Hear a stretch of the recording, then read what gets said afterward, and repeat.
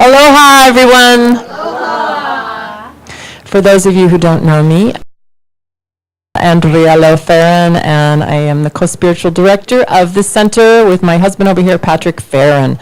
And we started this New Thought series because we wanted to just get people in touch with the idea that New Thought didn't just happen yesterday. It's been going on for centuries and centuries. So we thought that it would be great to just introduce people that are at the base of what we preach and practice here. So tonight we're going to be doing Napoleon Hill. But before that, I just want to give a couple of announcements. One of them is that this Friday night at 6:30 is our cinema night.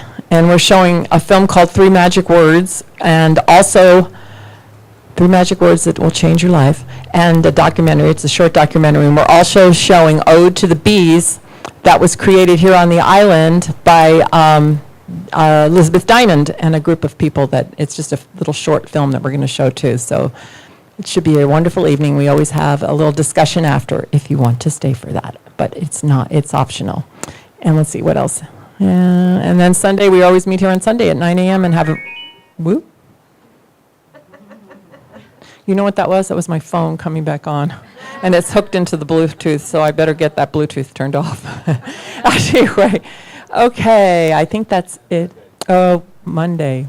What's happening Monday? Oh, and Diane's teaching a class called Playing the Matrix, and Monday's the last time that you have the chance to join her. And apparently it is a great class, and the people that have been there have really enjoyed it. It's based on Mike Dooley's work. I always want to say Tom Dooley, isn't that weird?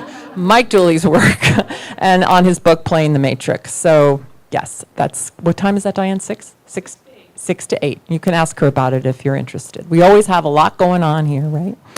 So, yeah, and then also if you want to leave a donation for tonight, it's not mandatory, but there are baskets around if you'd like to. It helps us to produce these events and keep the center going. So, yeah.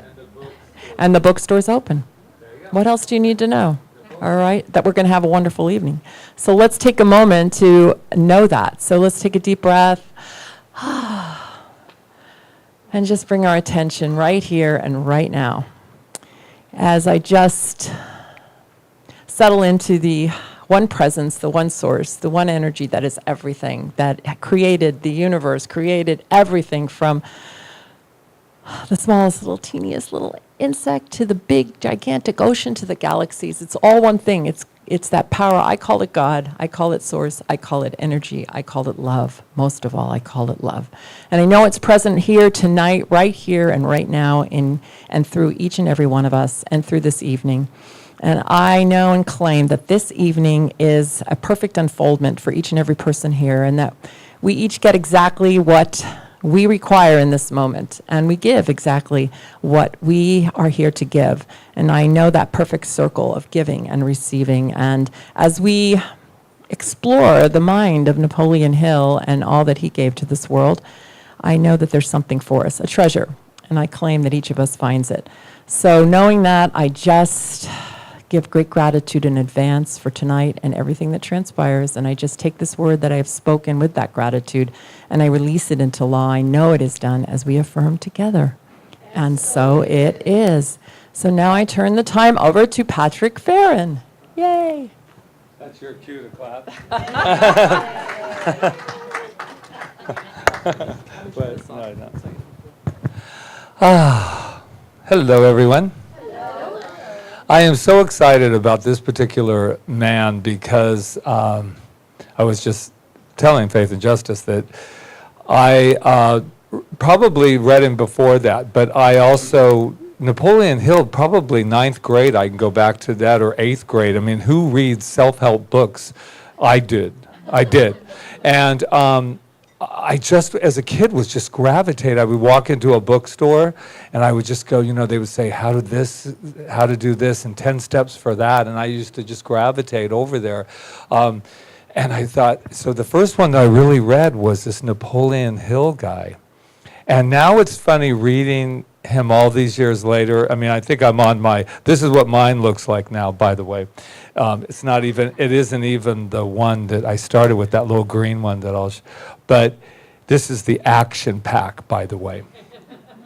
And all that is I think that Napoleon has, all through the years, through his foundation, has just recreated other books to just take the same principles that he used. And I think what made me feel really in touch with it, because it is so much of science of mind and spirit that Ernest Holmes believed in this philosophy, but you can see the interconnectedness to all of the philosophies in his book.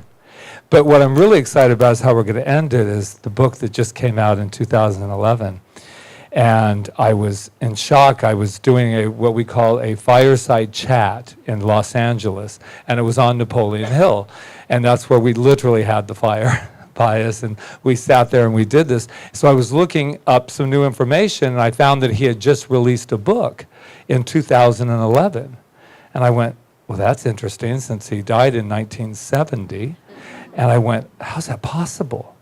And what it was is that, and we'll get into it later, is that he wrote the book in 1938, 1 year after Think and Grow Rich, and it was not allowed to be distributed published until he died.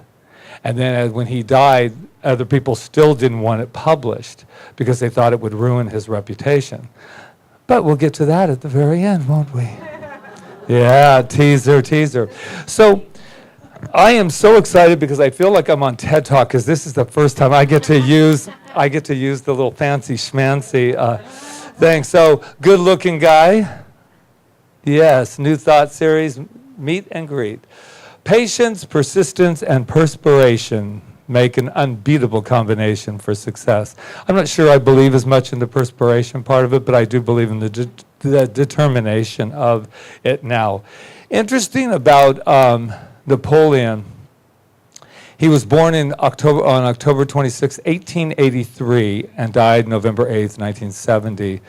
Hill was born in a one-room cabin near the Appalachian town of Pound in the southwest Virginia. His mother died when he was 9, and then his stepmother took over quite a bit of his life and kind of changed it. Another thing about Napoleon that I found this time, and I'm not going to bash him, what I found about him is that not everybody loved him as much as I love him, So it was interesting to find out a little bit of the human side, what they call the human side of Napoleon, that I was not aware of, because here's the deal.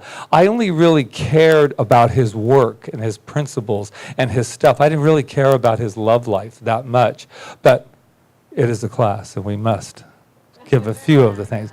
Napoleon was an American self-help author. He is best known for his book, Think and Grow Rich, 1937, which is among the 10 best-selling self-help books of all time. It's actually not correct, fake news everywhere. It's actually the top 6. I mean, it's really, Hill's work insisted that fervid expectations are essential to improving one's life. Most of his books were promoted as expounding principles to achieve success. He reminds me, and I think Glenn will appreciate this, he reminds me of the Texan, like on Dallas. Remember, I don't know if any of you remember the show Dallas, but every time JR would lose his money, go broke, he'd get excited. I don't have a penny. Now it's time to build again. And he had many, they call them setbacks and comebacks. His whole life, I was not didn't even have an idea that he went broke that many times. And yet he had this book that many people have used. So all the breaks you need in life wait within your imagination. Imagination is the workshop of your mind, capable of turning mind energy into accomplishment and wealth. Now, first of all, who has read this book, Think and Grow Rich? Yeah. I mean, and then it goes through time. I forgot. Then I went into my 20s and 30s, and I wasn't reading anything. And then I went back into, and I just went, wow, this still pertains. This book is as true today as it was when he wrote it. And published it. Everything, if I was to read this book today, which I started to read it, I would be like, oh, I could use every one of the principles that he is using. And we found out that he is considered not in New Thought by half of the people. And first of all, who determines that? Right? Who determines that we're New Thought? But they don't. And that's because he dealt a lot in the business world. So, of course, spirituality and then business always gets that separate little bridge there, which it not anymore, because we're not going to live that way anymore about that, the separation between spirituality and the business. But if you really read and you really look at Napoleon Hill, he was like trans-channeling, he was using telepathy, he was using his subconscious, which we call the subjective mind in science of mind and spirit. He would go into rooms and need to solve a problem and sit there, and he was the master of the mastermind group that we all use now. But he would mastermind like Abraham Lincoln, all the great people, and he would just sit in a room. And if we did that in those days, he could be carted off. That's why that second book that we're going to talk about later was not allowed to be released, because he was doing so well with this book, because who was wanting to use it? People in business, people that were wanting to get ahead. It was really for every single person, including a 13-year-old boy like me who was reading something like this to improve his life. That was his main goal. No matter what happens to you in life, there's a power within you that can back any of your decisions, but you have to be clear. You have to be concise. You cannot be wish-washy and expect it to happen. And he was very clear about that in most of his work. Okay, so let's just do a little bit. Now this is what's really fun. You know how you go chronologically? I found this wonderful site on him and his foundation about the 15 things that you don't really know about him. And I thought we would just mix them all up. Who cares if one is in 1926 and one is in, because it's not a test. You're not going to remember that anyway. Mother died. Stepmother was responsible for him being a writer. Now, he was a wild child, they called him, because he didn't want to do anything but just, party and loved women and loved, yes. At 13, he became a writer for one of the newspapers. 13. Because of his stepmother, between the ages of 9 and 13, she said, okay, this is how it's going to work. You're going to church, you're going to be educated, and you're going to write. And you're going to write. And he fell in love with this thing called writing. At 15, got to go there, he got a girl pregnant, he thought. She was lying, but he married her anyway. And so this was, it's found out later, and then it was annulled. So I went, wow, 15 is pretty young to be getting married. Well, that didn't work out, so he put an ad for a wife in. In 1908, he started looking for, this is what the ad said, looking for a mutual friend that could lead to marriage. So he meets this wonderful woman, and he ends up marrying her cousin. She answered the ad, and he said, oh, not you, but I love your cousin, Florence. And so he married Florence. In 1912, this is where it gets a little, he left his wife for fame and fortune and was going to go to the big city. And he did visit his children occasionally. So here's what we know about Napoleon, is that he was experiencing life. And all this time I thought he was perfect. And he was behind it all, if we just toss our judgment. But can you imagine? And so he leaves in 1935, he gets a divorce. This is the part of him that he was arrested for selling fraudulent stocks, turned himself in, and did not face charges. He had,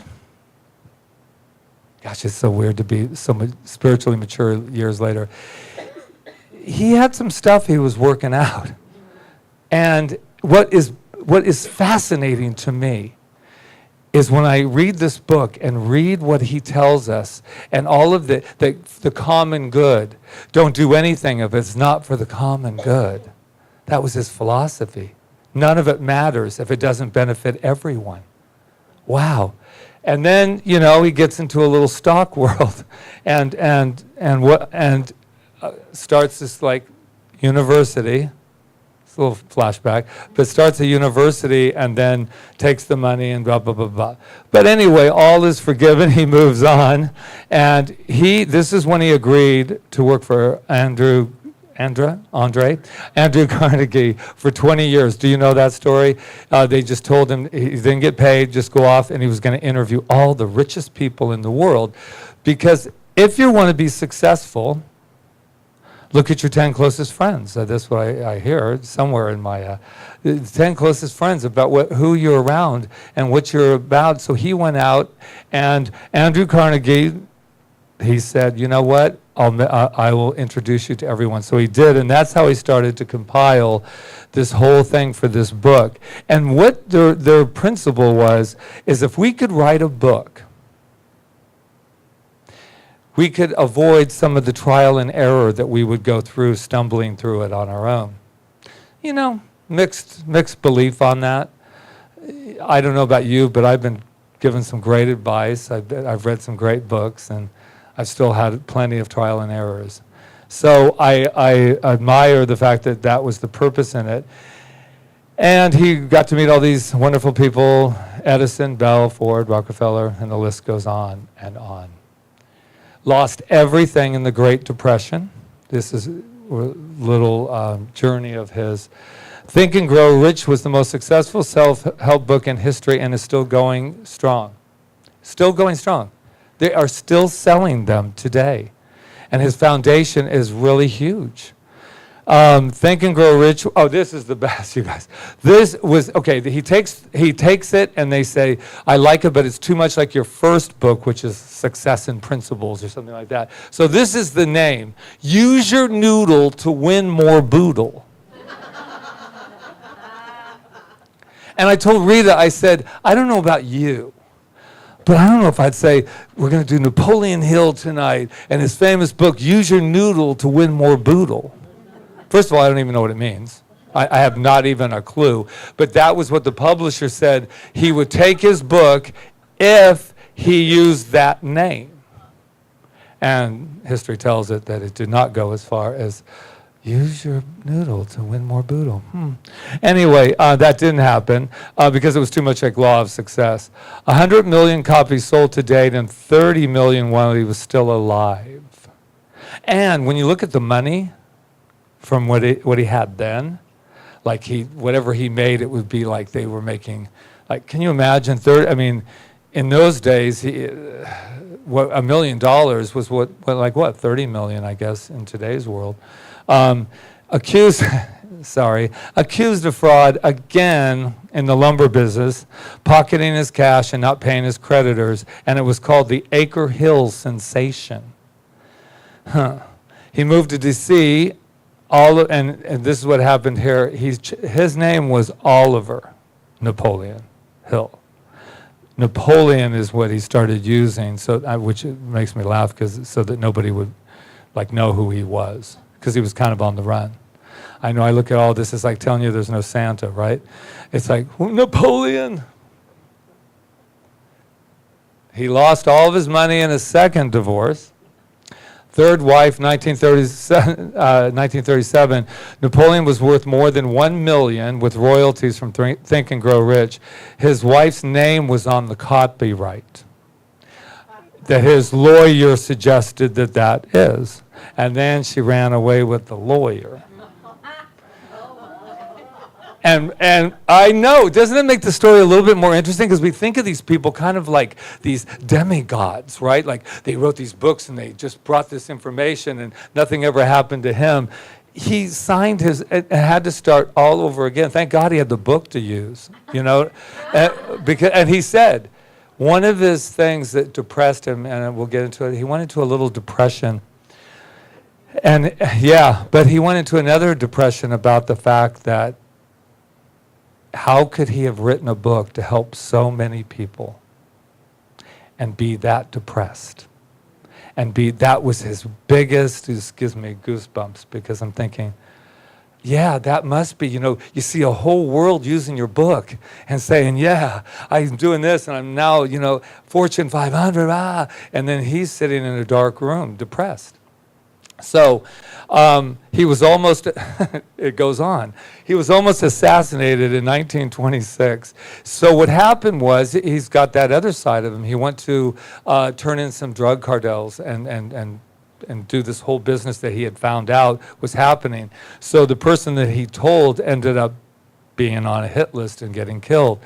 He was on his way home when his car broke down and the hit was ready for him to go at his house. So that was his good news, and then that plummeted him into one of the deepest, darkest depressions. See how interesting this is? I never knew anything about it. I didn't do this when we had our fireside chat. I knew nothing about this. But he said it was a feeling like a living dead. And then it goes on, and he said what happened was a light went on for him. And he realized, and he hadn't even written his book yet, but he had other depressions that he speaks of, that why am I so depressed when I have this great book? But what he realized is that no matter how low you go, no matter how much you lose, no matter how much, and that's why I'm surprised he's not in the New Thought process and the movement, because he said there's always something. We call it God, good, whatever. There's always something backing you, that no matter how low you get, there is a light that will supply you. So, Oprah credits her success to Think and Grow Rich. Bill Gates, Ken Norton for Mind. And here's the deal. They credit him for his mindset. Not so much about, oh yeah, the wealth, he taught me how to be rich. It's not, he didn't teach people how to be millionaires. He didn't teach people how to be rich. He taught people, and Rita and I were just talking about that, about how to work your mind. That's worth mega millions, to be able to, how do you work your mind that will think what you care to think and do what you care to do based on your own mind. And Ken Norton said that when he won his 14 fights in a row and then went on, I think he went on to take it again, but all because he read this book. All because he read this book. Whatever the mind of man can conceive and believe, it can achieve. Yeah. Interesting in this book, Think and Grow Rich, that was the way it looked like when I was a little tyke. Yeah, can you? And I can still remember it too. It was like the little small one, easy to carry. Wow. This is one of the best-selling self-help books of all time, written during the Great Depression against a backdrop of millions of people out of work and looming world war.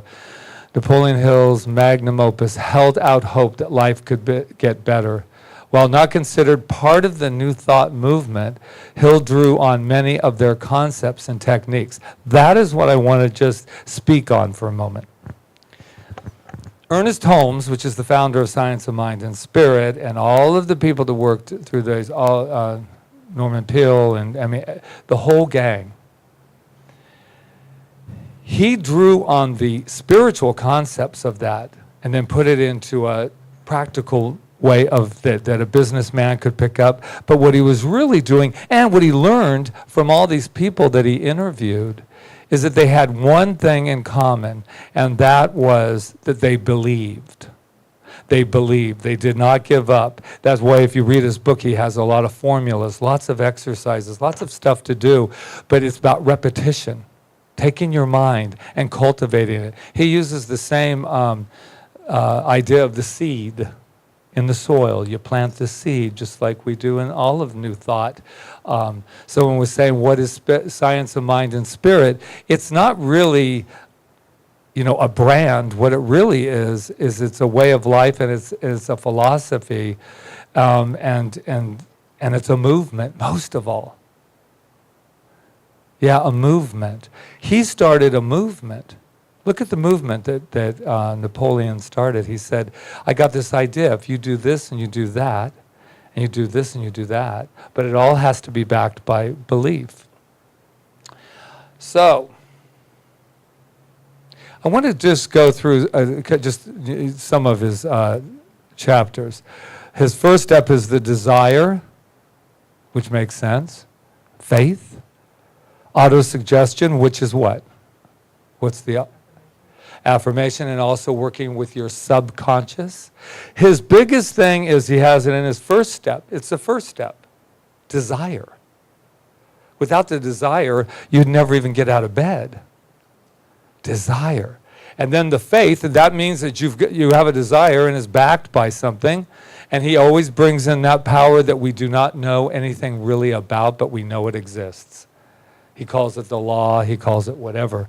But he says it's always there to assist us. That's the autosuggestion. Specialized knowledge. That means if you want to do something and you go after something, you go to people, to places, to things, to books, to whatever, to specialize. What are you specializing in? Or are you all over the place? He says, no, let's move right into what it is that we desire. And here's the big one, and this is that Patrick Feren's favorite, and that is this imagination.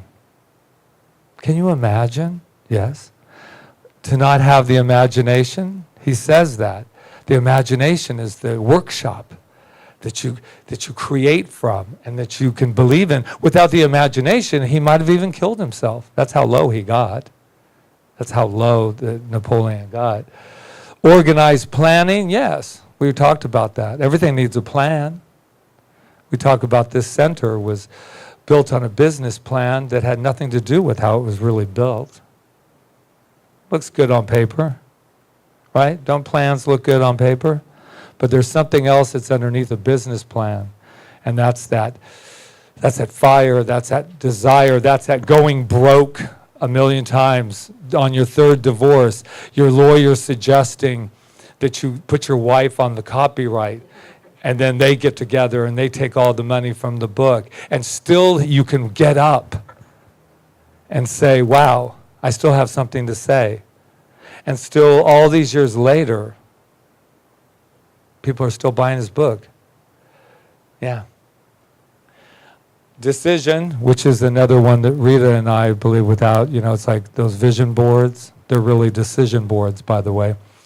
Vision boards they're all great. We were talking about that. Rita was saying that science of mind and spirit, has changed her life. And I said, no. The application of these principles are what change our lives. Marion Head has a wonderful book about principles, right? The revolutionary agreements. They're nothing unless you use them. This book is great. He can write it, and Arnold Schwarzenegger says it took him all the way to where he's going because he followed the principles. But we've all read, we call them shelf help, right? The shelf help books. And you buy your books and you get excited and then you put them back on the shelf, right? I got a whole shelf back there. But I did read them and I did gain from them. But, it's like, wow. And the power of the mastermind. Has anybody ever been, I'm sure, in this group, been involved in a mastermind group? You know what they are. You all get together, got a common thing in mind. But like I said, he had one too. And who taught him about that was Andrew Carnegie, that you need to circle yourself around. And we know whatever's happening there is in perfect flow, whatever's happening with that siren. Yeah. And then the mystery of sex transmutation. And if you think I'm just going to bypass that one, you are so sadly mistaken, because this is why. We're coming back. Anybody can wish for riches, and most people do, but only few know that a definite plan plus a burning desire, capitalized, for a wealth are the only dependable means of accumulating wealth. But I wanted to go to this mystery of sex mutation. And the reason I brought it into this one, it's one of the chapters, is because it is amazing to me, even in Science, Mind, and Spirit, that the sexual energy is never really talked about. Most don't talk about it. But I thought if I was going to pick a chapter just to pick out, I thought this is really important because the meaning of the word transmute, or we've been working on transform since the year began, is in simple language the changing or transferring of one element or form of energy to another.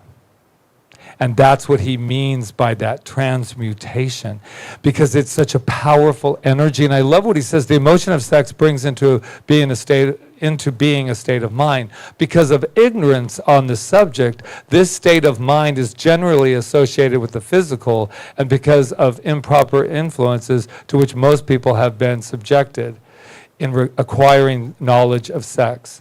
Things essentially physically have highly biased the mind. And I think it's true, because there's an energy that we use. People use it in Kundalini yoga, but that's just a broad thing. Anytime anybody talks about spirituality and the sexual energy, they always go like Kundalini yoga, like it's the only thing that has ever worked with that energy. We work with it in everything. It's called the creative force.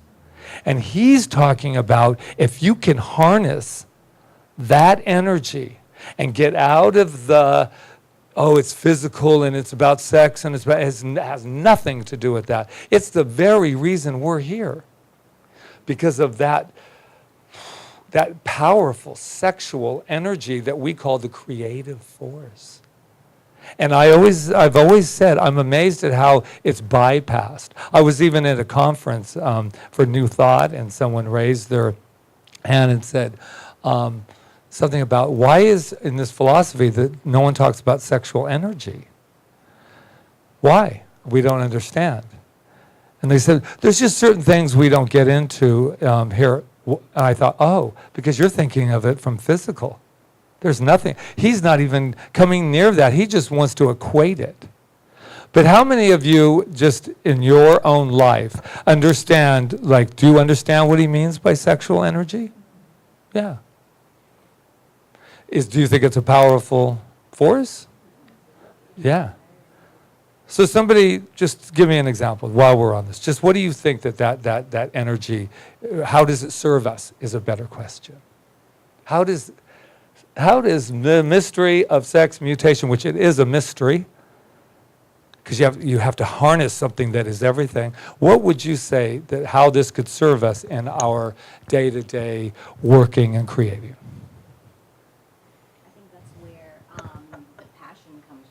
Intensity and the passion and the intensity and the inspiration and even the motivation to create comes from. Sure. I was going to say the same thing about passion creates. It's an energy that creates a form, and that's why we're here. I mean, just in general, the whole universe.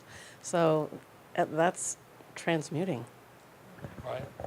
Exactly. Anyone else? Yeah, Glenn? Well, I'll say for me, it pulls me out of bed, and takes me to places to write, to be creative, to make a phone call, to step out of my box and make my feet work. We talk about this. It's great to have it up in our head and working it, but we got to take action. And so it's like, get our butt in gear and go for it. Right. Hello. Yeah, and what I'm hearing here has nothing to do with the idea of what we think of as sex, right? But we see that, and you see that, and it changes. You have to just land with it, and that's the reason I brought it up. Even if I could clear a room, I brought it up because it's something, this energy, and this is only my belief. I think that sexual energy is the closest thing to God in that form of creative force. And I think that it's a bridge that is so afraid to be crossed. It's afraid to be talked about. It's afraid to put it up there. And it's a mystery. And I'm not saying it's the all that is all, but I think that it's a part of it.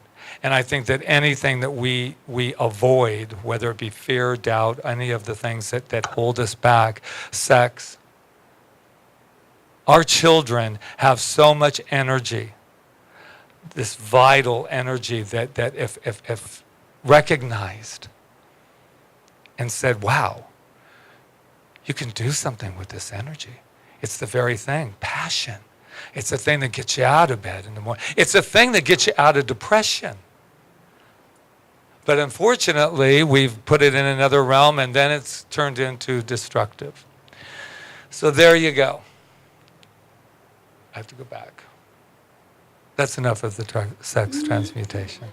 But I've always wanted to talk about that particular one because I have a thing about the fact that it's never talked about in our philosophy. I don't know about ever, but it's just sometimes not. The subconscious mind, that's what we believe, the subjective. The brain, which has nothing to do with what we're talking about, this thing that's inside of our head that is the best computer.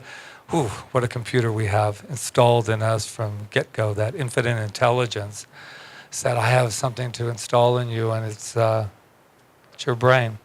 The sixth sense, this is where he uses beyond his five. If we only use our five senses, we're in trouble. Because then we are imprisoned to only the conditions. That means only things that I can see, only things that I can feel, only things that are out there I can feel and taste and hear is the truth. And what he's saying is that everything, in order for us to go to the magnificence and the greatness of who we are, is beyond the five senses. Oh, they're great to use. I love using them right now. But we have much more than that. And how to outwit, he gave us a little, because that's the title of his Outwitting the Devil.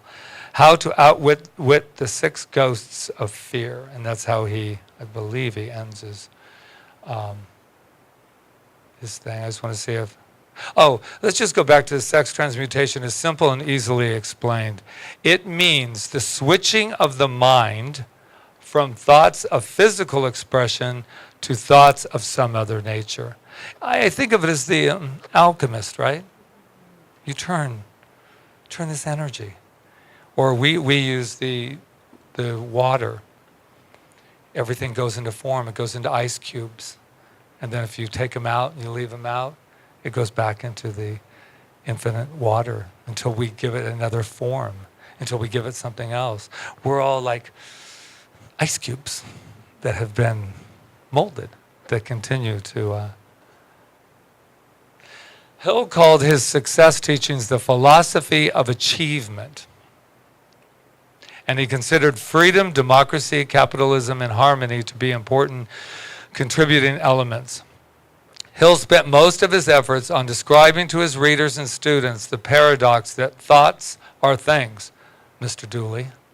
I was thinking of him today. I went, See, there's not really an original idea, as I spoke with Marion, we said that, right? There's not really your original idea. Everything that we use in New Thought has been passed around from everybody. But I just thought it was funny because he put thoughts or things and he uses them a lot. In fact, the subtitle of the introduction chapter of Think and Grow Rich is The Man Who Thought His Way. Wow. Explain that to me, somebody. What does that mean? The man who thought his way. Yeah? Right. He thought his way through life. Once we learned we could think, that's when we all started the long road, because now we knew we were the one thinking. Yeah. What you think, so you will become. Yeah, I think that one of the things that, is there anything surprising about Napoleon? Anything in this moment that you would like to say that you know about him? That how he touched you? Yeah, that would be a nice moment. How did reading him or knowing anything about him have anything to do with your life, Marion? Wait. So my mentor in business, when I created a very successful business, was had grown up in a very poor and bad neighborhood, and he decided he was going to get himself out of it. And all he knew, other than the fact that people were being shot on the streets and this and that, is what he saw on television. And he said, I want to be like those rich people. So he said, well, what do rich people read? And he got Think and Grow Rich, and he read it 50 times. He could speak chapters on that book. And he was 16, I think, when he left home, and by the time he was 24, he was a millionaire. But what I learned from that book wasn't only about money riches. It was really about all riches. Right. All riches. Exactly. And all of the thoughts that he suggested, except there was one chapter I didn't understand when I read it. Which was? The one that you pointed out. And I thought it was the last chapter, actually. And it was like, I like all this persistence and patience and discipline, and I can do all that, but what is this? I'm not supposed to have sex so that I can be creative? That's how I interpreted it then. Oh, and what's so great, Marion, is just what we've all been talking about. He's responsible only for what he gives us. He's not responsible for how we hear it. Right?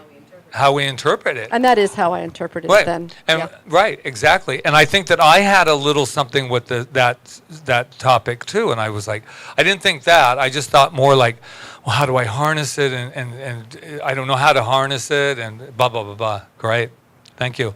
Anyone else with Napoleon that reading it, did it do anything? Yes? Faye? Thank you. I read it a really long time ago, and I realized after I read that book that I could have whatever I wanted, and that I didn't really have to work hard for it. Externally, Right. that's where the perspiration thing, like you, that wasn't what that book told me, that I have to work really hard externally. It was just, I need to just get clear what I want. And just fully believe that that's available to me, and that I will magnetize it if I just don't give up. Right. That's his big thing. Don't give up. He has 33 things in there of failure, and one of his, because he takes almost everyone's excuse. You know, they're arguing for their limitation. He goes through each one, and even down to educated. Well, I'm not educated. And though he is in favor of education, he realizes that that's not even the full component. There's a lot of people that are very educated and have never made a dime. And so it wasn't about that. It was exactly what you talked about. And it wasn't also about just visualize it, right, and then it appears. He did say very strongly that you do visualize, but it's a burning desire, and it's that sex transmutation, that energy. And I'm always wondering if he used another word, if it wouldn't have shut, because I firmly believe that the minute you say that it scares people to some degree. It scares them because they're saying, that energy, what do you think that means? And I agree with you. When I was in high school, it'd be a horrible thing to think, right? Like you're not going to have, any kind of relationships because it's going to all be, through this energy. But I used to say, and I backed down from it till recently, that I still believe it's the bridge. There's some energy we haven't really fully allowed to tap through us, that we have suppressed it down and we have taken it. And it's saying, even as I'm speaking right now, I can actually feel energy wanting to move through my body. And I'll be really honest with you, when I experimented with this idea of energy, it's scary because the energy is huge.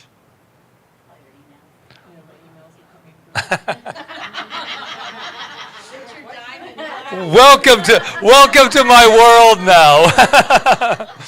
And you said, what about sex in that thing? I'm going to tell you something. Stop that from happening. You can't. If it's a new email, it pops up. Oh, that's funny. Okay. Yes. So I had first heard of Napoleon Hill with Wayne Dyer because it was one of the first books that was given to Wayne Dyer. And I remember, just reading him talk about it. But then I was involved with a network marketing company that was connected up with Napoleon Hill Foundation. Right. And one of our big events, it was really cool. I'm pretty sure it was the great-grandson of Napoleon was one of the keynote speakers. And it's actually been amazing how much the foundation has done worldwide. Right. Like, because now when you buy the book, it goes to the foundation and everything else, all the accoutrements that they have, because there's plenty. And it's really neat because it's taking what he had written and what he put out there, but then put it into such a service-oriented vein, I guess, and in a way that really has touched millions more than have even read the book. Right. And it's generational. It's young people. I just turned on YouTube, and all of these young people are giving little 20-minute power talks on Napoleon Hill and saying, this is what we got to do. And they're probably 25, 26 years old, whatever. Yeah, amazing, right? Yeah. Glenn, and then we'll move on to outwitting. Well, I was just going to say for myself, I'm really clear that where I am in my life, like today, is that I do have specialized knowledge. Right. And I am focused, and I do have a mastermind group that is not on this plane. That it's my guides and friends that have transitioned over, and they provide fodder for my brain that we take action based on. But it's this mastermind group is very active in my life right now. That's great. And did that happen to you naturally, or did you know about that connection, or is that just who you are? You just wanted a mastermind, or were you guided? Oh, yeah. That's great. That's great. Okay. Yeah, and he has formulas. He has, he's not just a bunch of words. He has formulas that you can, that he believes that you can have, and there's steps that he takes in desire. And his biggest thing, like I said, was repetition. To say it before you go to bed at night, to allow that mind talk, that soul talk. I'm looking at Sharon, the soul talk that we can do with our mastermind, with ourselves, and it's always connected. Because if we can be assisted here, I'm sure we can be assisted everywhere, as it were. So let me tell you why I'm excited about this outwitting the devil. Does anybody have to go to the bathroom? I hope not, because I'm really excited. But if you do, I'm not, there's like no judgment on it. Okay, so here's the deal about outwitting. So I'm on my way to do a little fireside chat when I was at the North Hollywood Center. And I find out, and it's just by passing, that, Napoleon Hill's got this new book out. And I was like, what? And I thought there must be some mistake, or they've put it back out again. So how the story goes, he wrote this and brought it to his wife, and his wife said, there is no way you are really successful right now with Think and Grow Rich. You put that out? Also, sidetracking for a minute, Ernest Holmes, all these people, look at what they did during the Depression, and we're about to go into Germany, to this huge war, the Holocaust, everything, and people have the audacity to write these books, to say, no matter what happens, things can get better. So this really, I just love this idea of like outwitting the devil. So they put it away, and it's really cool because I saw one of his typewriter things and one of the manuscript, and they put it away, and he went on with his life. And so in the foundation that started to get, his wife, she said, you're not doing it until after you're dead. But then he died, and then she said, I still don't want it because I'm alive. And now I'm going to have to go through all of this. And by then, if somebody was telling me that, I would be putting it on the bestseller list, right? If you don't want to see it, the rest of the world does. And so then she went on, and it just went down the line. And finally, I forgot, after all the deaths, one of the brothers finally came through and said, okay, it's time. So that was in 1970 when he died, and 41 years, right, before this is out. So Sharon Lecter, who has, I find out I didn't really know her until I talked to you two last night about, they hired her not to rewrite the book, but to keep it just what he did, but to intertwine, put her opinion, I call it opinion because she wouldn't know really what he was thinking. But Outwitting the Devil was originally written in 1938 by Hill, but was said to be too controversial to be published during that time period. It was released by Sterling Publishing in June 2011. And then it says, read from page 58. That's just to remind me in case I go past it. This book, okay, we all know about Conversations with God, Neil Donald Wallis, right? That little puppy arrived I was walking down the street and somebody said, I think you have to read this book. Didn't know who they were. They ran to their house, pulled Conversations with God, and handed it to me. I love stuff like that. But anyway, so this is like Conversations with the Devil. It's actually exactly. So 58, I have it marked. Okay, this is it. It is. And this is what he says too. He doesn't care if you think it's the devil or in his mind or whatever. What I'm finding about this, and I'll share this with you, but I got to tell you the first part. It's called, Here Begins the Interview with the Devil. This is the question. This is from him. He calls himself something earthly. But I have uncovered the secret code by which I can pick up your thoughts. I have come to ask you some very plain questions. I demand that you give me direct and truthful answers. Are you ready for the interview, Mr. Devil? This is Napoleon. So, is he in his mastermind group? Is he? Now, I personally don't believe in the devil in this way that we're talking, but it's really not even about that. And he makes that clear. You do whatever you want with this interview, but really listen to what's being said is what he's saying. Okay, so he says, yes, this is the devil. Yes, I am ready, but you must address me with more respect. During this interview, you will address me as your majesty. What? By what right do you demand such royal respect? You should know, I control 98% of the people of your world. Do you not think that entitles me to a rate of royalty? So then she writes in between. This is her writing in between. This is so the whole interview kind of is spooky, and I'll tell you why it is. Because they start talking about education. He gets into every single crevice of life. And he says, well, then what about education? And he says, well, and the devil, he goes on in many ways, but he says, I don't have to do much. I don't have to do much. You think I'm out there booing, ooh, and pitchfork, and I don't have to do any of that. Everybody's doing it for themselves with this understanding. Says the devil, one of my cleverest for mind control is fear.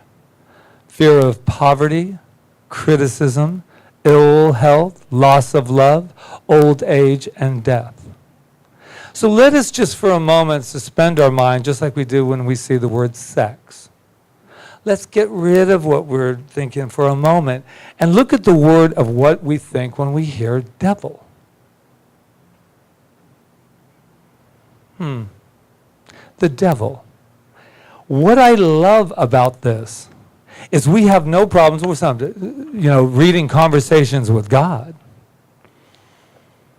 But like sex mutation, we don't always want to hear the conversation with the devil. And how I look at the devil and how I believe Napoleon Hill looks at the devil is he looks at it as a self-made devil. The one that frightens us, that we think we're going to not have enough money, we're going to end up homeless, we're going to not have the perfect relationship, not have, whatever it is. We're going to be whatever, let the list go on. I'm going to be sick, I'm going to die, I'm going to lose my love, and the list. And so if you really like close your eyes a minute, it's very devilish. Very scary. And I think that's what he's doing. He's finally, and why I get excited about it, is he's finally sitting down with the dark side of what we feel all the time, but we keep wanting to push it over on it's really okay and everything's fine. And I'm not saying that, that you got to go get in bed with the shadows. Shadow work is good, but there's also comes a time that we're really basically light, and that's all we've ever been. But I wonder sometimes, and I really thought about it today, that he sat down and he dared to ask, who are you? Or as Ernest Holmes so wonderfully puts, he says, who are you? Who's your father? To fear, to doubt. Who is it? And we're so busy, or at least I am so busy sometimes living my good, I know, but not turning around and said, what really scares you? Why are you so scared? What devil, what man-made devil has entered, and what is that about? Does that make any sense? Yeah, it's not about focusing on the negative. It's about what's the use of not focusing on it if you're thinking about it all the time anyway, but you're not talking about it. If you're thinking, I don't have any money, I don't have this, and you're thinking about it, or I don't feel, what happens if this happens, what happens if that happens, then what's the point of it? So I really like what he did with it, but what was a little eerie for me when I read it, I didn't read it this time, when I read it in 2012, was how much politically, how much everything that he predicted, and not in 2011, he's talking back in 1937. If you get an opportunity, just read it, because it's wonderful. It's a little spooky, not spooky and like scary, but he just starts talking about how our school systems, if we leave them down where they are right now and they don't go anywhere, I'll have them anyway, because we're so outdated in our education. He talks about love. He talks about drugs. He talks about cigarettes and how he has to do no work because we're all doing it for him, the metaphor. And it goes on and on and on. Where's my book? Yeah, it goes on and on and on. So do you see why his wife might have not wanted him to put it out at that time? But he talks about the political things that are occurring today. So devil versus fear, what would that mean? A lot of people take this very literally. And they also say he's crazier than a loon because he was sitting there interviewing, because the devil, but we never know really what he was really doing, except this was a self-help book. Because his idea was, once you knew, and the devil continually says, I don't like people like you, because you use your own mind. And the only way that I cannot live is if you use your own mind. And I went, the only way. Repeatedly. Don't get mad at me. And then he goes, what do you think about all the people, the self-help and the people that are wanting to, think for themselves? He said, I have to leave them alone. I have no power over them. I have no power over anyone except for the power they give me. Yeah, that was the one that kind of went, wow, right? Did you read some of this? Oh, did you? What did you think of it?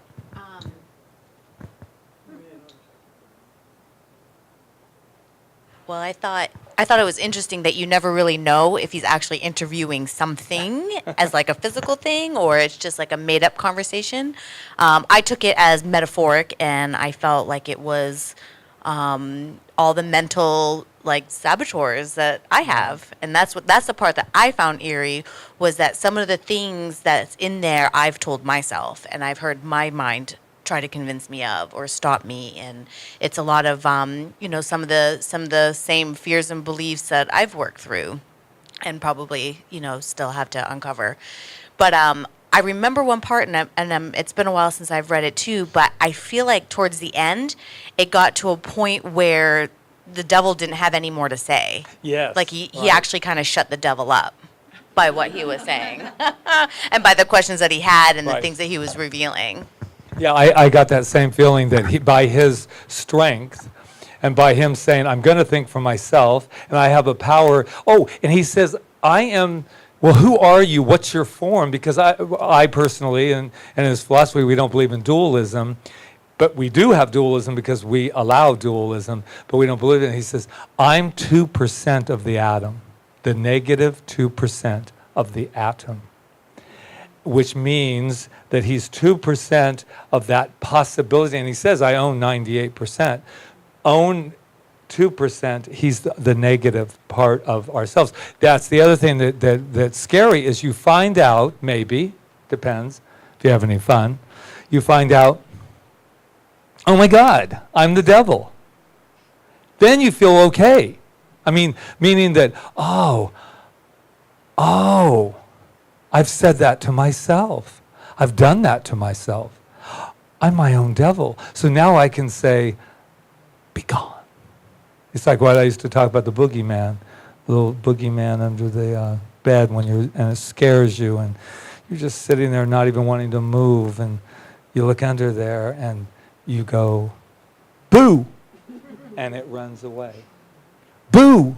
I did that as a talk one time, and the whole place was filled, and everybody was walking, going, boo, boo, boo, because this is what our wonderful, wherever you are, beautiful man, Napoleon, had the nerve to say. Boo! I'm tired of you running this planet in a way with negativity. Sit your butt down, let's talk, and I'm going to ask some questions, and you're going to answer them. And however he got to this, I don't know how he did, who cares? But all I know is it's powerful information. Anyone else have any ideas of devil or yes, Deborah? Deb. I'm sitting here thinking, so many of you know that I'm a life coach and I have been for 31 years. And I saw my whole 31 years kind of before me. Like what I listen to is everyone's devil.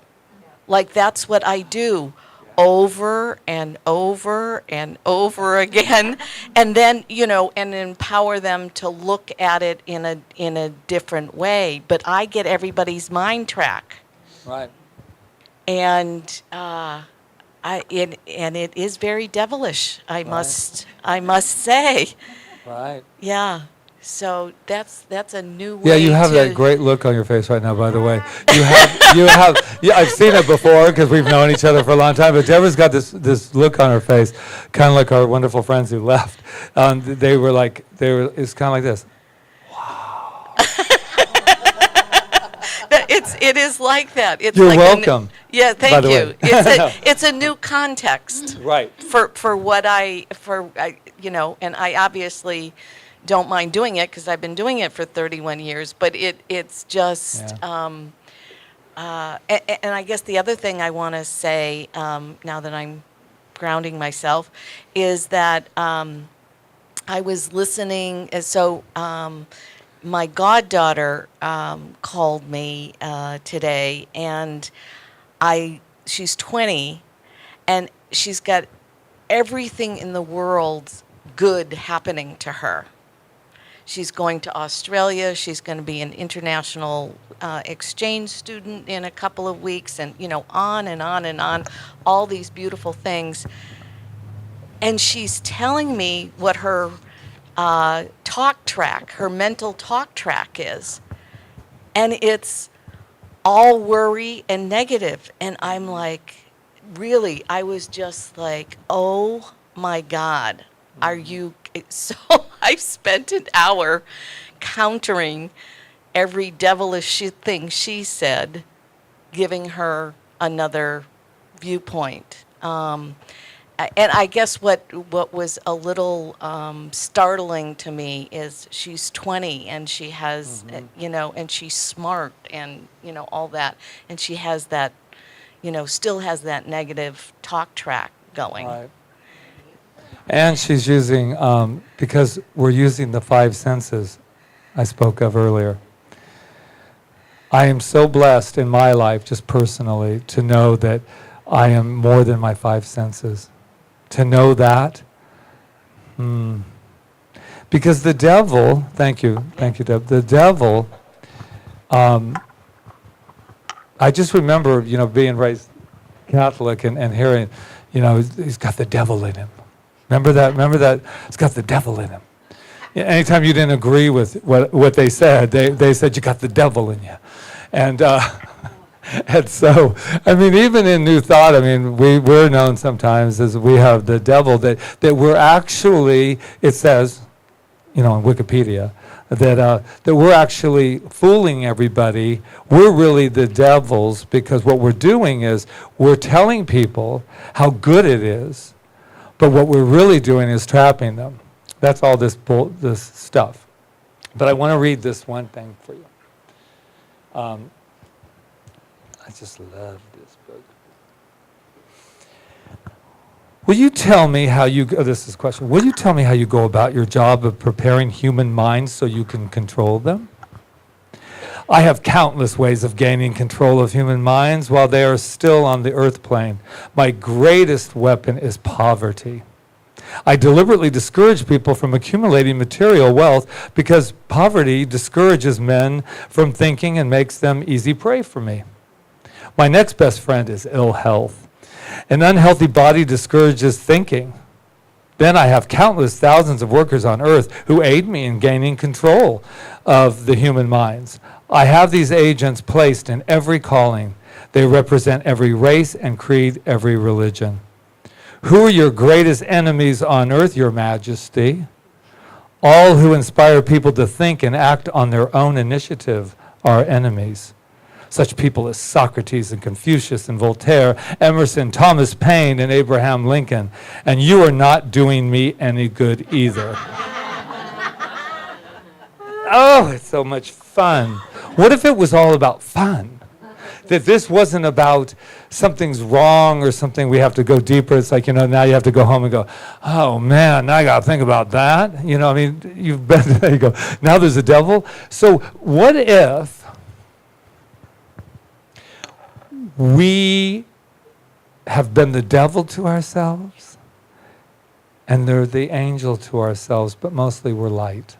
I think that's what, we're not mostly, we are. That's who we are. And so all of this has just been, devil is just a programming and a stuff and that's been told to us and the things that we bought. And they're not, to me the biggest devil is I'm not good enough. Oh my God, you can't succeed at anything if you're not good enough. What more would you have to do?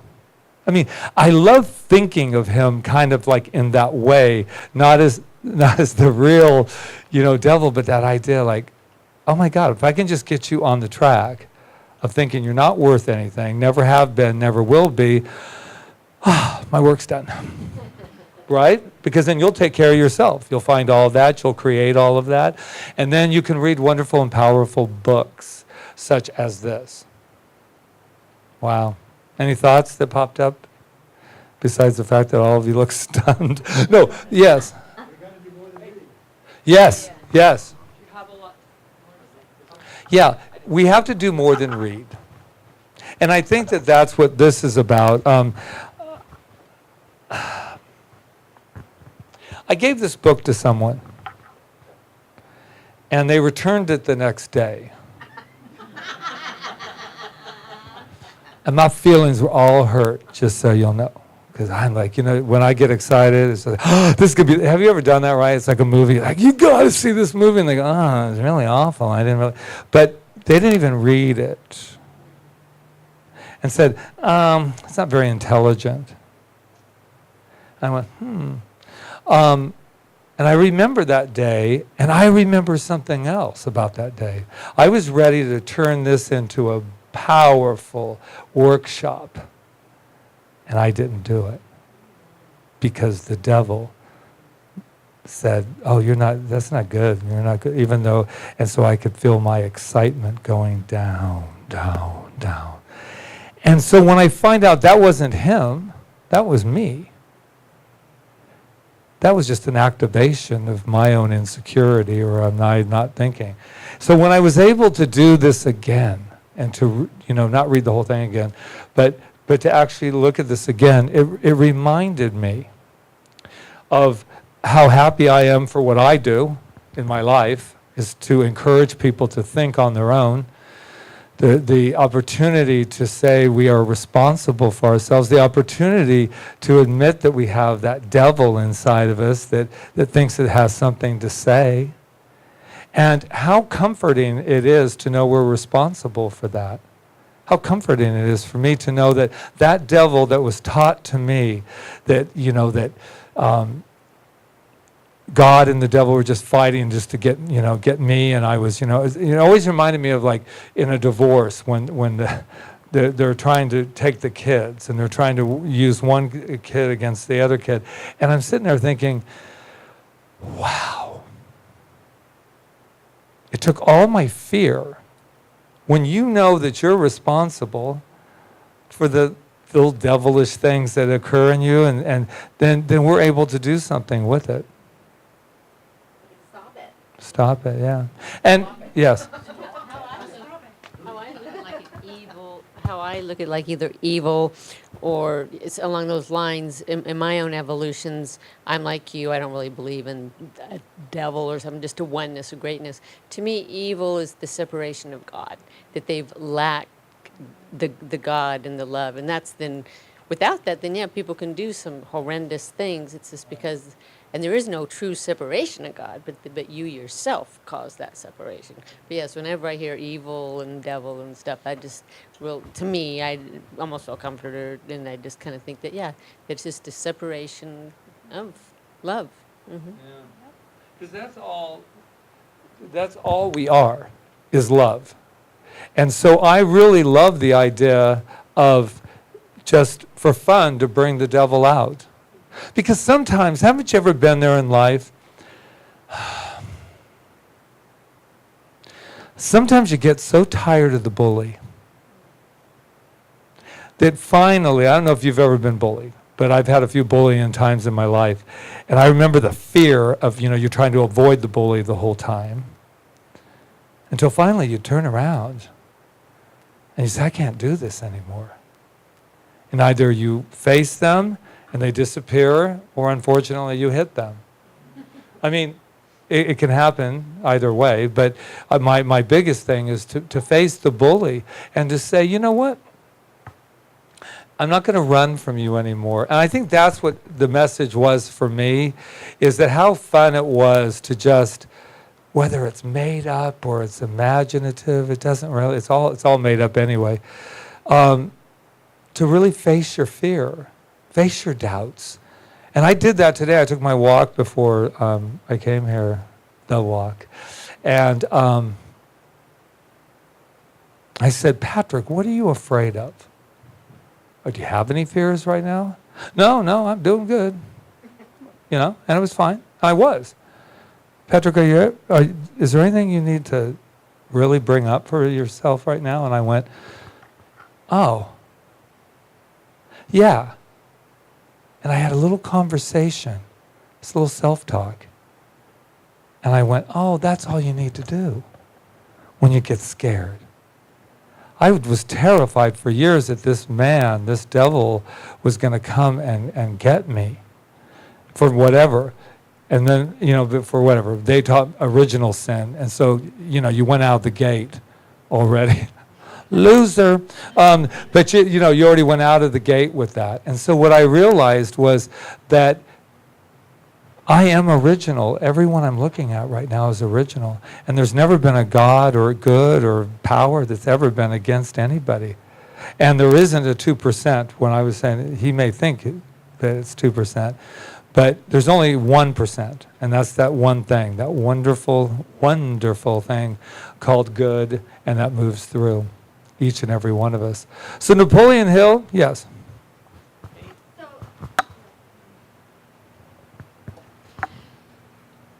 There's only good. So does that mean that fear is good? Or else there's no fear?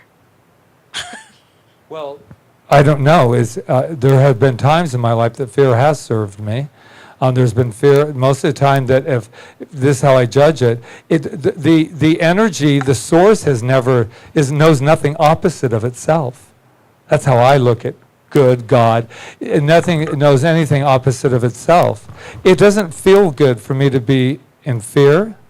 It doesn't feel good for me to be in dis-ease. It doesn't feel good. So I still stay with the absolute truth that there is only good.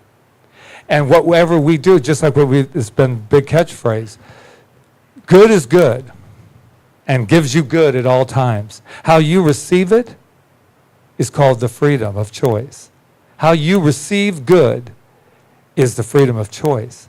So there's a lot of people receiving good because why? Because there's a devil inside saying, you're not worth it. You're not enough. And so now I take the good, whatever it is, and I separate. Who was saying separate from that? One more. Roseanne, then I'll give it to you. Fear is many of my earliest memories were those of fear. And it's been an overriding emotion through much of my life, fear of all of those things on the list. And the change came when I finally learned, and through this philosophy, that it's all choice, what you just said. You can choose to have fear or you can choose to have faith. And when you really look at all of these fears straight in the eye, like taking the bull by the horns and look him straight in the eye, then you know it's about choosing not to have fear, but choosing to have faith and know that all is good, all is fine, all it will work out. But fear eats us alive from the inside out. And Yeah. And it's also an opportunity. The devil, remember the devil made me do it? What a great way to get out of that, out of the responsibility. The devil made me do it. Well, I was on a date with the devil today, actually. Most of you know I've started this new job as the bereavement care coordinator at the hospice. And so today we had our first team meeting where we went through the names of all the patients and I met all the staff. And these people were great. You know, I mean, they knew their stuff and they were doing really caring things. But by the time it was over, I felt like, I'm never going to be able to do this. You know, I got here, but now what do I do? You know, and so I started doubting that I could do this. So I had that emotion of fear. So I think that fear is an emotion. We have lots of emotions, and it's so I'm so glad that I came here tonight. I'm going to call the devil later and tell him we're done. But I had to put that sexual energy somewhere, you know. But, you know, I had to believe that, yes, on my own, I can't do it. But God in me, the Spirit in me that brought me here, can do this. Thank you. That is so. Of course you can. I just want to go back to that idea of good that Marian brought up, because another word for good is God. Right. And when we say everything is good, everything is God. There isn't anything that isn't God. So God is, like when somebody's sick, the best thing you can do is to recognize God in them, because then God reveals itself and God is perfection. So I always think of the word good as God. Not like, oh, everything's good. Like sometimes we think, oh, that's not the way I look at it anyway. Maybe that's the No, Emma, but that is a Curtis good way. Hopkins in me. Good Because and if God are two everything is words. God, then So- what would we? Then we have nothing to fear except when the Separation. devil and the emotion comes up, and when it comes up and it says, yeah. But you see, to me, Walt, by you being able to say that devil fear, whatever came up for me today, and all of the years too of little this and a little that, and you say, I'm a manifester, and I manifested this, and you walk through the door, right? Then you walk in and you go, I didn't yeah, exactly. Wow, because I didn't manifest past that, right? Oh yeah, I forgot to manifest the confidence after I get inside the door, right? And so then he stands there, which I call naked to the truth. Ah, that is so beautiful that you can be naked to the truth that says, I am so scared right now. I am so scared. I'm going to breathe through this, and then I'm going to be guided, and I'm going to be in a class tonight that they're going to happen to be talking just about the right thing, and that's the devil that came to me today. And I'm going to go home, and I'm going to just be, and I'm going to be with my little baby dogs, and they're going to give me love, and I'm going to go back tomorrow all refreshed and ready to go. Thank you. I want to share, oh, go ahead. Oh, what you were saying, 5 minutes. I want to share something with you because I am just that kind of crazy kind of guy that's very transparent. And I want to share a fear. But first I want to read our beautiful man, then we'll close out. Fear is the tool of the man-made devil. Self-confident faith in oneself is both the man-made weapon which defeats the devil and the man-made tool that builds a triumph life. And it is more than that. It is a link to irresistible forces of the universe which stands behind a man, woman who does not believe in failure and defeat as being anything but a temporary experience. That is what this philosophy, what I love about just life, is that no matter what's going on with us, it's temporary. Has anything ever really, but it only felt that way? Like, is this ever going to end? It's just going on. And no, it's temporary. These bodies are temporary. And it's all, and you're learning so much about temporary because you're working in hospice and working with people and seeing this wondrous gift that you get to, Walt, by the way, get to give from yourself. They are so fortunate. I don't believe in luck. So fortunate that these two have come together so that you can be the gift for these people and for all of us. So anyway, we talked about this devil. So anyway, these are just some more of his books. Also, there's another book that Rita we ordered tonight because we're going to be doing a very, very powerful abundance project soon. But what's the Prosperity Bible? Prosperity Bible. Yeah, and it's very interesting, and everybody comes together with that. But I want to share with you, not show you, where a devil can appear too in a simple workshop, a simple lecture tonight as we come together. There were two people sitting back there, and they left. But I'm going to tell you a little bit how this philosophy works. One of my biggest fears of talking about one of the chapters is sex transmutation. That was one of my fears. Little, not big, but fear enough. That said, oh man, don't do that chapter. Use it, right, Marianne? Use it, why do you want to pick that one? Yeah, why, you got 14, yeah, you got all these other chapters, but you want to bring that one here, don't you, wild boy? So my thing is, I'm in the middle of it, and they walk out. They literally walk out. And I'm sitting there going, oh. And then the devil's going, I told you, little boy. So, right. And so what did they have to say to us? There are 18 people who stayed. No, they said, a friend's battery just went out, and we have to go help them. They left a note. And so what do I know about that? Assumptions for one, but wherever your fear is, man, it's going to meet you there. And we are the law of cause and effect. So my little boy's scared to talk about sex in front of everybody, right? And I wasn't. It was powerful. I believed in it, but I still think that I'm going to get in trouble. So I'm right in the middle, and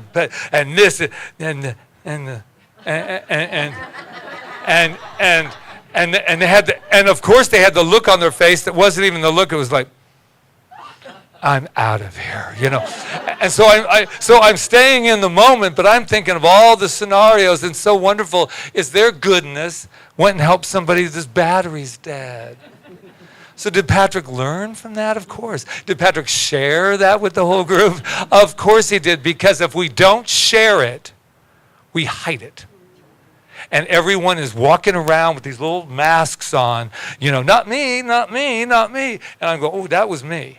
That was me. Wow. How beautiful is that? What? How'd you know about the note? Oh, well, because I saw them writing it. And here's the other thing. I didn't see them. This is what, it's all right. It's all made up, man.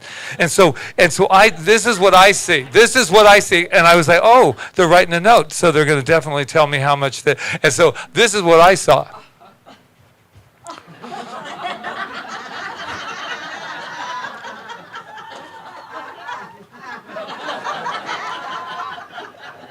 Oh, I did. You devil. Devil. There's my note. Sorry we had to leave. Our friend's battery was dead and he was stranded. Now, I will keep this note for the rest of my life. And any time I get afraid of anything, I'm going to say, oh God. I'm stranded, baby. I'm stranded. So is that not the best example to end a workshop with? Oh, thank you, sweet spirit that lives. Thank you, you two people that I have never met before. And thank you, Patrick, for your honesty.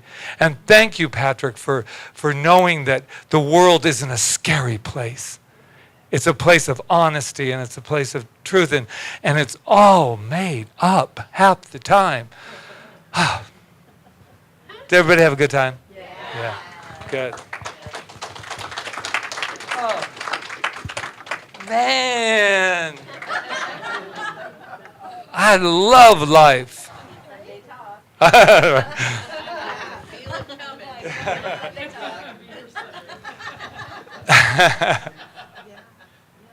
Wow.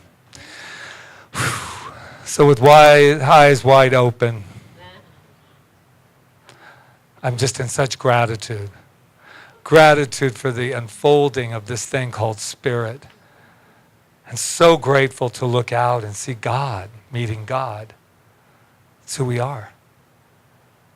And what I know is that no matter what we call it, it never, ever leaves us alone. Because that power is right here, right now. And I know that it has the strength to look at that devil when it comes up and to be able to say, you must be a call for love. You are a call for love. And to accept that and to know that tonight was divinely guided on purpose. Every moment was on absolute purpose. And I just admire and just trust the confidence and the strength that is in each and every person in this room. And I know only good. And I open up to only good. And I allow only good. And I know it for each and every one of us in this room. That there is nothing but perfection. There is nothing but good. And and you sweet made up devil, I say go. Go, but not with anger, but with love. With love, and it dissipates. And it ends up right here in the center where our heart is. And the boogeyman is gone. And spirit is right where it has always been, saying, I love you. I am love. I am love. I am love. So I am so grateful for that beautiful Napoleon Hill. I am grateful for his courage to write this wonderful Outwitting the Devil, and for the courage to release it so all of us can enjoy it as well. So knowing that Spirit has had its way with each and every one of us and continues to have its way, I say thank you. Mahalo, mahalo, mahalo. I release it. I get out of the way, and I just let it all be so, as together we affirm. And so it is. Yeah.